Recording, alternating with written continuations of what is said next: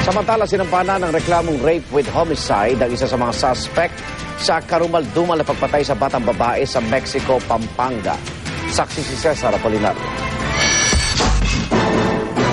Sa mismong lugar kung saan natagpuan ang sunog na labi ng 7 taong gulang na si Raisa May Gomez, ipinagtirik siya ng kandila, hindi lang ng mga kaanak, kundi maging ng mga kapitbahay at mga kapwa-estudyante sa Barangay Tangle sa Mexico, Pampanga. Siyempre po, kagaya dito, madilim po kapag gabi. Siyempre, nakakatakot po maglakad mag-isa. Siyempre, hindi nyo po alam kung ano mangyayari sa inyo. So, paano kayo umuwi mga estudyante? Sabay-sabay na lang? Sabay-sabay po.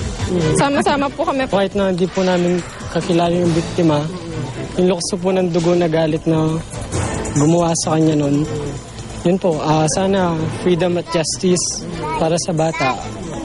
Selyado pa, kabaong ni Raisa May nang iburol sa bahay ng kanyang lolo't lola. Kalunos-lunos kasi ang itsura ng bata. Bukod sa sunog, ay basag pa ang bibig. Panawagan ng kanyang mga kaanak, mabigyan ng hustisya ang walang saysay na pagpanaw ng munting anghel.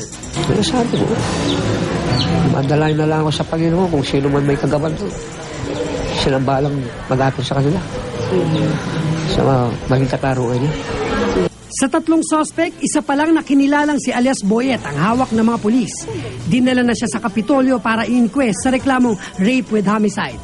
Ang 2 iba pa, pinaghahanap pa rin ng pulisya. Cesar Apolinario ang inyong saksi.